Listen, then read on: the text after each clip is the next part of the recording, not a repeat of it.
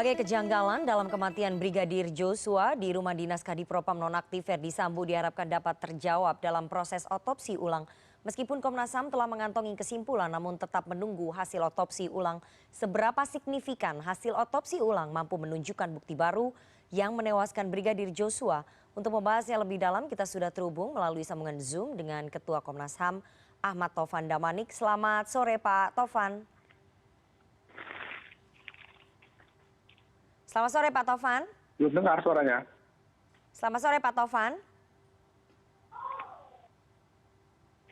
Selamat sore Pak Taufan. Halo. Halo Pak Taufan, bisa mendengar suara saya? Tidak ada suara itu. Dan Dr. Forensik UI Oktavinda Savitri, selamat sore Dr. Idun. Selamat sore. Saya akan tanya ke Pak Taufan. Pak Taufan sudah dengar suara saya belum ya? Karena ini kuncinya adalah di Komnas HAM nih sebelum saya ke Dr. Idun. Halo ya. Pak Taufan dengar suara saya?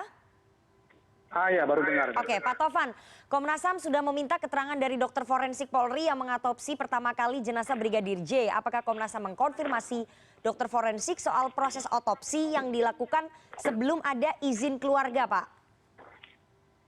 Iya begini, menurut keterangan mereka ya, saya katakan keterangan versi mereka. Mereka mendapat surat permintaan otopsi dari penyidik. Oke. Jadi soal apakah ada izin dari keluarga yang selama ini diberitakan kan adiknya ya dari Reja itu atau tidak, itu dokter forensiknya tidak mengetahui. Jadi kami nanti akan menanyakan lagi soal ini kepada penyidik. Karena mereka mendapatkan permintaan otopsi itu dari penyidik. Oke, artinya dokter forensik tidak mendapatkan permintaan otopsi dari pihak keluarga ya, tapi dari penyidik. Begitu ya Pak Taufan ya? Iya. Jadi keluarga mereka mendapatkan permintaan otopsi itu dari penyidik dan mereka melakukan tahapan-tahapan otopsi. Oke, artinya keluarga dalam hal ini adik kandung dari Brigadir Joshua ini tidak tahu kalau proses otopsi dilakukan. Begitu ya Pak Taufan ya? Bukan, saya belum berbicara itu. Saya nanti akan bertanya kepada penyidik. Apakah mereka meminta tujuan atau tidak dari saudara Reja. Oke. Ini kan tadi saya katakan keterangan dokter forensik. Kami tanya, kalian melakukan otopsi ini atas permintaan siapa? Penyidik. Apakah kalian tidak meminta kepada saudara Reja sebagai anggota keluarga? Mereka mengatakan itu urusan penyidik. Karena itu kami nanti akan bertanya itu kepada penyidik. Oke. Sekarang kan kita baru bertemu dengan dokter forensiknya, begitu. Oke, saya mau tanya apakah ada permintaan resmi atau tidak dari penyidik itu? Kita akan tanyakan nanti kepada penyidik. Kami belum bertemu dengan penyidik. Oke, saya mau tanya ke Dokter Idun. Dokter Idun, dalam proses otopsi jenazah, prosedurnya ini bisa tidak sih dilakukan otopsi tanpa izin dari pihak keluarga, hanya dari berbekal izin dari penyidik, kemudian dokter forensik bisa melakukan otopsi? SOP-nya bagaimana, Dokter Idun? Oke, jadi memang yang namanya otopsi itu kalau kita melihat pasal 133 KUHP itu mengatakan bahwa memang penyidik yang minta. Gitu. Otopsi forensik itu diminta oleh penyidik. Gitu. Di situ mengatakan kalau keluarga keberatan maka penyidik yang harus memberikan penjelasan. Gitu. Jadi memang apa yang diminta penyidik itu yang dikerjakan oleh dokter forensik. Seperti itu, Mbak, aturannya memang. Jadi di aturannya diperbolehkan bahwa otopsi dilakukan kalau permintaan dari penyidik tanpa sepengetahuan pihak keluarga, begitu ya Dokter Idun ya? Silahkan dibaca sih sebenarnya aturannya di situ mengatakan bahwa kalau otopsi 134 ya mengatakan bahwa otopsi itu tidak lagi dapat dihindari, maka penyidik wajib memberitahu keluarga. Kemudian kalau keluarganya keberatan, maka penyidik harus memberikan penjelasan sejelas-jelasnya pada keluarga gitu. Dokter forensik itu cuma nerima aja gitu. Kalau dimintanya periksa luar, kita periksa luar. Kalau penyidik mintanya periksa otopsi, ya kita otopsi. Tapi masalah penjelasan, izin dan sebagainya itu memang adalah kewenangannya penyidik, Mbak. Ya. Oke, jadi kita belum tahu karena penyidiknya belum ditemui oleh Komnas HAM ya. Jadi nanti kuncinya di penyidik. Apakah kemudian penyidik meminta izin atau memberitahu pihak keluarga sebelum proses otopsi dilakukan? Begitu Pak Taufan ya? Ya, memang kami mendapatkan ada kopi di WA, tapi itu bukan dari penyidik. Makanya saya tidak mau memberikan penjelasan tentang itu. Belum kami bertanya secara resmi dalam permintaan keterangan resmi kepada penyidik. Oke, Pak Tovan, saya ingin tanya, Komnas HAM kabarnya sudah melihat foto jenazah Brigadir Joshua sebelum diotopsi dan tidak menemukan luka seperti jeratan di leher, sayatan di bawah mata, dan sayatan di kaki. Jadi luka-luka itu muncul setelah otopsi, begitu? Saya jelaskan ya. Jadi ada luka-luka di daerah sekitar wajah itu ada. Ya. Kemudian ada juga di daerah dekat mata ini. Keterangan dari dokter penyidik itu akibat rekoset peluru. Keterangan mereka ya, sekali lagi saya katakan, jangan dulu kita berkesimpulan. Itu kan Ini keterangan dari dokter forensik ya Pak Tovan? Sebentar, ya. Itu keterangan dari dokter forensik? Iya. Oke. Kemudian juga ada luka di kaki. Ini kan kemudian orang juga bertanya ini, pengacara bertanya, mana ada seperti itu. Makanya saya bilang jangan berdebat dulu. Kan saya menyampaikan versi dari forensik. Oke. Nanti kita akan tanya kepada ahli forensik yang lain. Kami punya ahli independen. Nah, misalnya di kaki ada sayatan. Kita tanya, ini sayatan apa? Sayatan ini menurut mereka adalah langkah mereka untuk menyuntikkan formalin. Sekali lagi saya minta, jangan dulu berdebat. Kami kan masih ada tahapan lain, yaitu tahapan menanya kepada ahli independen yang itu diundang oleh Komnas HAM secara internal. Apakah benar ada SOP seperti itu misalnya. Yang kedua, kami juga akan menunggu ekshumasi. Jadi sampai hari ini Komnas belum kesimpulan apapun, tetapi kalau ditanya, seperti Anda bertanya pada saya, apa yang dijelaskan oleh forensik, ya itu keterangan mereka. Nanti ya silahkan kita uji itu. Oke, jadi dari dokter forensik mengatakan bahwa luka di bawah mata atau sayatan di bawah mata itu akibat dari pecahan peluru begitu ya, dan kemudian luka. Ya, rekoset ya. Oke, luka. Tapi juga kami tanya jenisnya apa, dia belum tahu. Oke, luka di kaki. Kita harus tanya lagi kepada peslaporan itu jenisnya apa, karena ada sisa metalnya dalam bentuk yang sangat kecil menurut mereka ya. Maka itu akan uji lagi peslapor. Oke, jadi ada sisa metalnya ya dari situ ya. Saya mau tanya ke Dokter Idun. Dokter Idun, kalau dalam proses otopsi ya, ini bagian tubuh mana saja sih yang diotopsi? Apakah bergantung dari luka yang diduga tindak pidana, posisi proyektil, atau otopsi bisa dilakukan di semua area? Gini, intinya otopsi itu kita melakukan pencatatan luka dulu seluruhnya. Kemudian kita membuka semua rongga-rongganya. Pasti akan ada sayatan dari belakang telinga kiri ke belakang telinga kanan karena kita membuka rongga kepala. Kemudian ada sayatan dari bawah dagu sampai ke dekat alat kelamin karena kita membuka rongga dada dan rongga perut. Itu udah pasti.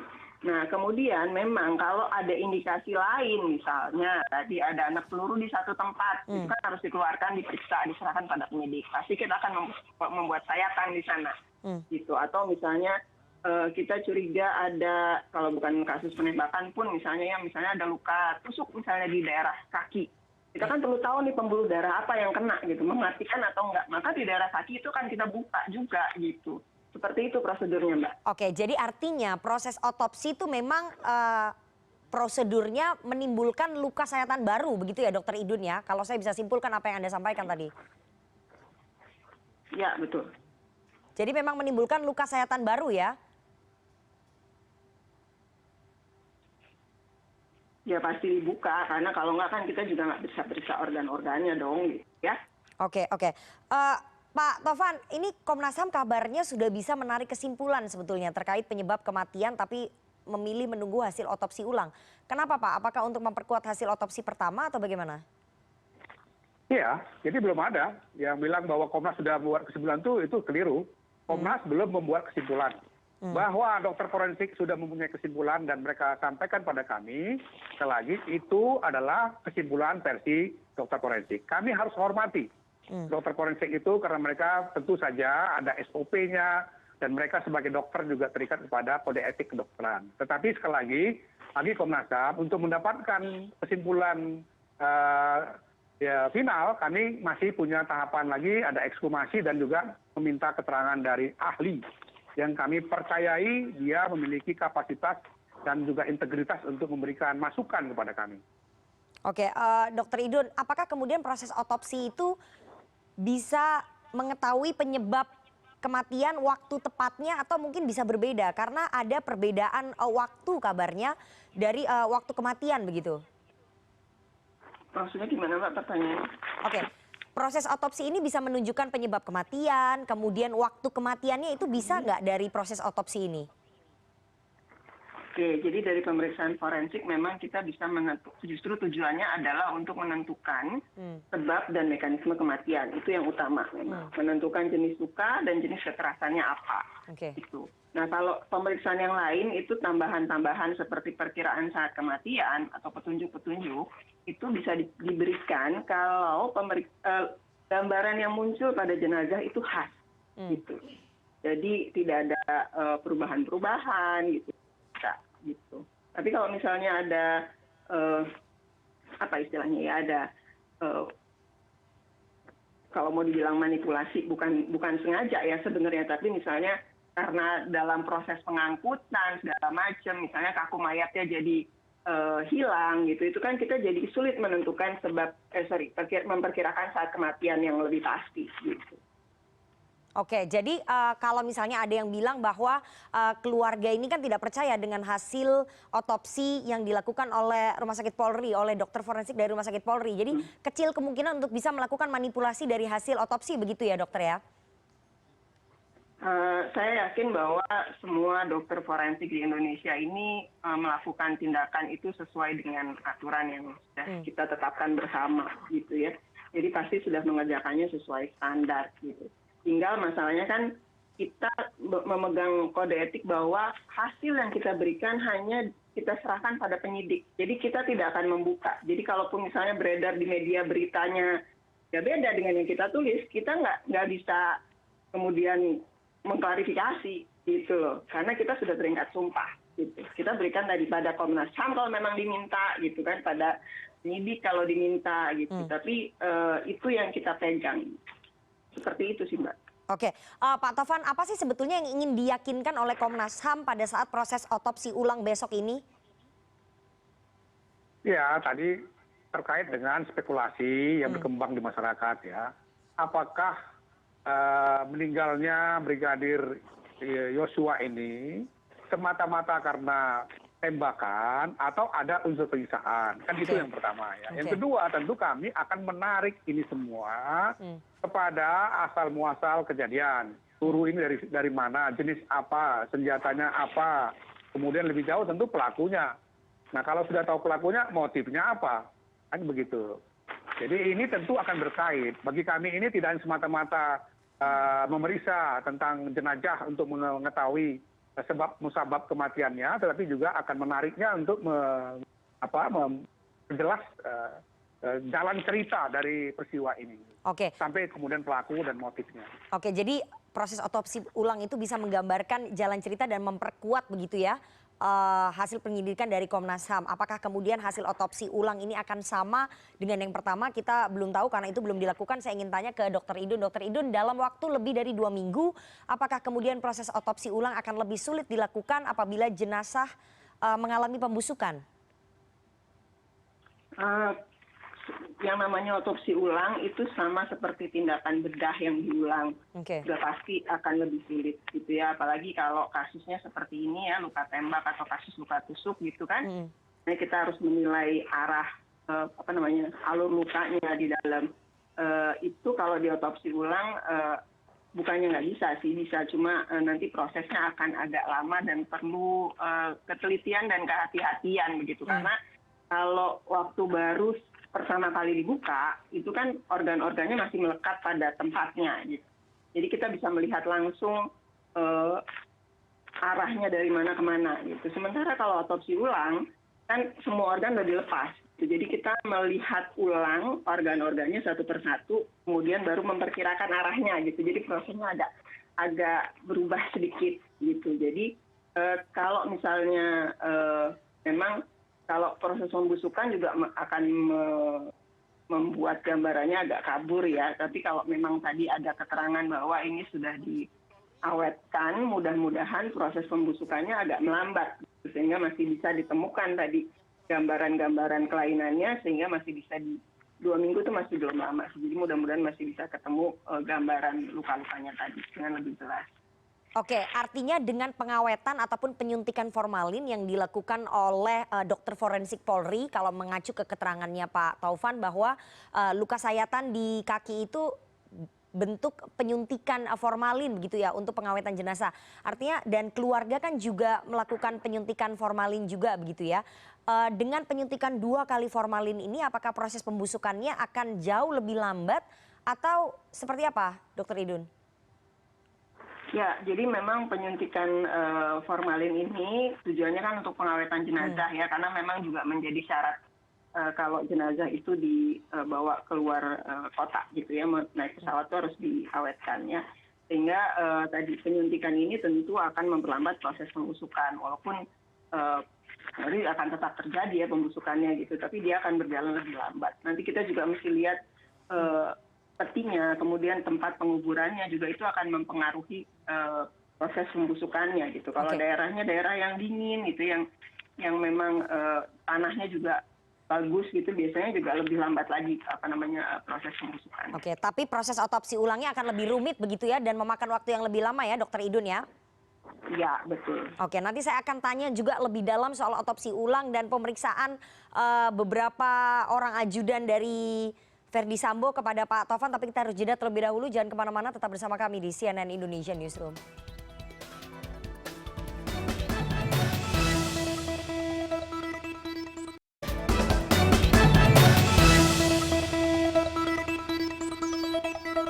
Anda masih bersama kami di CNN Indonesia Newsroom dan kita akan melanjutkan diskusi kita dengan para narasumber. Ada Ketua Komnas HAM Ahmad Taufan Damanik dan juga Dokter Forensik UI sekaligus Ketua Bidang Pembinaan Keprofesian Perhimpunan Dokter Forensik Indonesia, Dr. Oktavinda Savitri.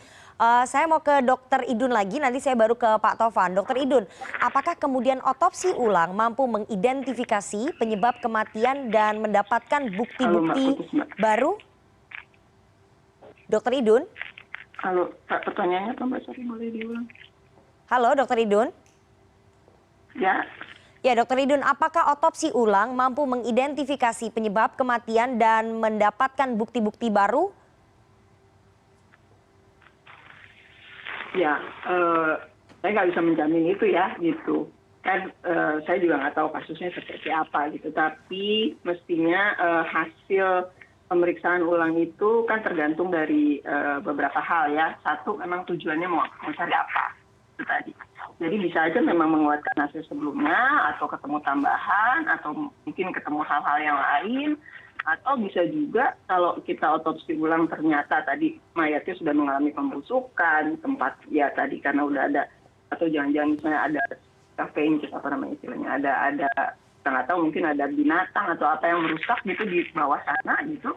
Kemungkinan kita tidak bisa menjawab pertanyaan yang ingin kita jawab juga bisa gitu. Oke, tapi biasanya ya Dokter Idun, apakah kemudian proses otopsi ulang ini hasilnya akan berbeda jauh dengan otopsi yang pertama atau sama-sama saja sebetulnya? Yang biasanya terjadi, Anda kan pasti sudah melakukan beberapa kali otopsi ulang ya? Gitu. Yang mau dicari apa, kalau misalnya otopsi ulangnya udah jauh banget, udah lama gitu ya. Kalau kita ingat dulu kasus Dokter Jaya menggali makam yang dianggap sebagai Tan Malaka gitu, pada akhirnya juga kesulitan kan mengambil kesimpulan, karena yang namanya pembuktian ilmiah itu kan berdasarkan penelitian, alat-alat canggih gitu, yang kalau teknologinya belum ketemu kita nggak bisa jawab gitu. Oke, mudah-mudahan sih kalau ini waktunya masih singkat, masih cukup dekat gitu ya. Kemudian dokter-dokter yang diturunkan juga saya lihat adalah teman-teman yang sangat ahli di bidangnya gitu ya, bisa menjawab nih pertanyaan-pertanyaan yang memang dipertanyakan gitu. Oke, jadi kita belum tahu ya apakah kemudian bisa mendapatkan bukti baru, karena sekali lagi proses otopsinya baru dilakukan besok, tapi yang jelas akan lebih rumit dan lebih lama. Waktunya berapa lama kira-kira Dokter Idun kalau ada 10 orang dokter forensik yang diterjunkan ini untuk mengatopsi ulang jenazah Brigadir Joshua? Perkiraan? Ya, kan kita mengejarnya ketepatan ya, bukan kecepatan. Tadi harus butuh ketelitian lebih lama. Kalau yang ekshumasi biasa gitu ya, yang bukan otopsi ulang aja minimal sekitar 3 jam. Gitu. Jadi ini mungkin bisa lebih. Oke, jadi kalau ekshumasi biasa itu minimal 3 jam, kalau yang ini bisa lebih ya. Kita nanti tunggu bagaimana hasilnya besok. Apakah sama dengan hasil otopsi yang pertama atau mungkin sangat berbeda jauh atau malah kesulitan? Sekali lagi kita belum tahu. Saya mau kembali ke Pak Tovan. Pak Tovan, sekalian ini saya harus tanya karena hari ini semua ajudan dari semua ajudan dari Kadipropam Verdi Sambo ini dipanggil oleh Komnas HAM termasuk Baradae begitu. Kira-kira apa yang digali dari teman-teman Komnas HAM kepada para ajudan ini? Ya tentu saja informasi, pengetahuan, fakta yang mereka dengar, mereka saksikan langsung terkait dengan peristiwa tembak-menembak yang kemudian menimbulkan meninggalnya Brigadir Joshua. Itu. Dan fokus paling utama tentu saja kepada Baradae yang tadi agak telat datang ke Komnas HAM karena ada miskomunikasi antara Korbrimob yang sekarang menjaga dia dengan pihak Mabes Polri. Oke, dari keterangan para ajudan Verdi Sambo, apakah keterangannya sama dengan kronologis yang dirilis oleh kepolisian, Pak Tovan? Sampai sore ini belum selesai, Mbak. Kemudian tadi kan terpisah di 6 ruangan yang berbeda ya. Jadi baru 6 yang kita periksa. Ada satu lagi yang sekarang masih bertugas di Magelang, nanti kita akan panggil juga. Jadi 6 orang ini sedang diperiksa, ada yang sudah selesai, ada yang belum. Jadi kita belum meng-cross-check satu sama lain. Oke, untuk Baradae, tadi Pak Tovan melihat bagaimana kondisi psikologis yang bersangkutan? Apakah kelihatan ketakutan atau stres atau biasa saja Pak Tovan? Karena tadi dari gambar yang kami lihat, tampaknya yang bersangkutan ya biasa saja begitu. Iya. Kondisi psikologisnya bagaimana Pak? Saya nggak bisa mengatakan 100% biasa ya.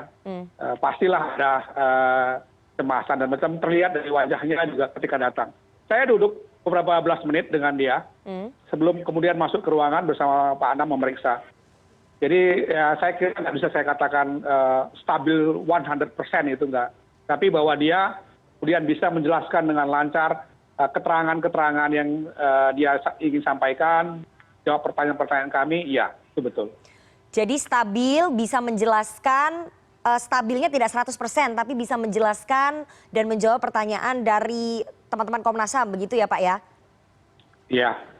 Tapi kondisi psikologisnya, emosional? Sama Pak Anam. Oke, kondisi psikologisnya tadi waktu Bapak bersebelahan ini kondisinya emosional atau bagaimana Pak? Tidak stabil 100% itu gimana? Ya cukup tenang. Oh, cukup. Tapi saya bilang bahwa ini kondisi normal seorang prajurit, ya saya kira enggak lah. Pastilah dia mengalami guncangan. Tapi dia tetap berusaha untuk tenang. Dan menjawab semua pertanyaan dengan baik ya. Kita juga minta beberapa hal tadi dia simulasikan dengan baik juga. Oke, apakah kemudian tadi Baradae ini menyampaikan penyesalannya ketika menembak rekannya? Kita nggak tanya itu, kita akan menanyakan tentang peristiwa ya. Oke. Ini pemeriksaan Mbak, jadi bukan untuk langkah tindakan seperti itu. Oke. Jadi kita nggak tanya itu.